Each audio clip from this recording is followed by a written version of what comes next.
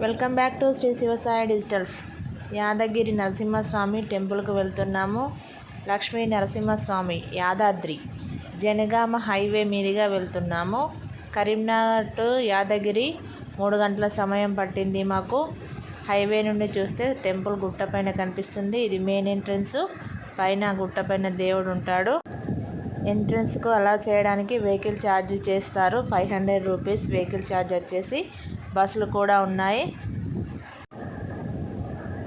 ఇక్కడ లోపలికి వెళ్ళడానికి మనకు అరగంట సమయం పడుతుంది.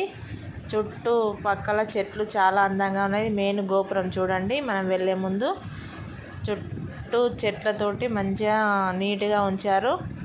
సేమ్ తిరుపతికి పైన ఎక్కినట్టుగానే అనిపిస్తుంది. లైటింగ్స్ నైట్ చాలా బాగుంటుందట. మేము కాకపోతే ఆఫ్టర్నూన్ వెళ్ళాము.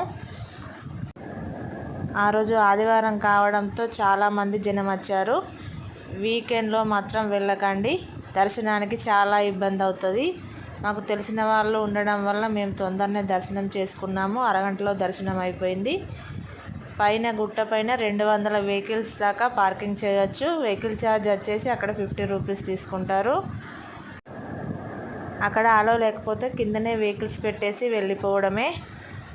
వీకెండ్స్లో వెళ్ళకండి. నార్మల్ డేస్లలో వెళ్తే మీకు చాలా బాగా దర్శనం అవుతుంది. మెయిన్ కమన్ చూడండి. లోపల చాలా వెహికల్స్ ఉన్నాయి. జనం కూడా చాలామందే ఉన్నారు. అంత ఎండలో కూడా చాలామంది జనం వచ్చారు. చూసారా ఎంతమంది జనం ఉన్నారు, ఎన్ని వెహికల్స్ ఉన్నాయో. లోపల వరండా లాగా ఉన్నాయి. అక్కడ మనం కూర్చోవచ్చు. గోడలపైన ఏనుగు బొమ్మలు చాలా అందంగా ఉన్నాయి. చుట్టూ పార్క్ లాగా ఉంది. మంచి గ్రీనరీ.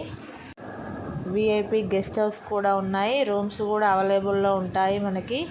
కాకపోతే ఎక్కువ శాతం అక్కడ స్టే చేయరు. గోడలపైన చూడండి ఏనుగు బొమ్మలు చాలా బాగున్నాయి. పైనకి వెళ్ళాలి మనం. లిఫ్ట్ సౌకర్యం ఉంది. మెట్ల ద్వారా కూడా వెళ్ళచ్చు. స్పెషల్ దర్శనం వచ్చేసి ఒకరికి 150 రూపాయలు. ధర్మ దర్శనం కూడా ఉంది. మీకు వీలైతే తప్పకుండా మీ ఫ్యామిలీని తీసుకొని లక్ష్మీ నరసింహస్వామిని దర్శించుకోండి. మీ అనుకున్న కోరికలు నెరవేరుతాయి. Please like, share, subscribe my channel. మరికొత్త వీడియోలతో మళ్ళీ మీ ముందుకు వస్తూనే ఉంటాము. చూస్తూనే ఉండండి.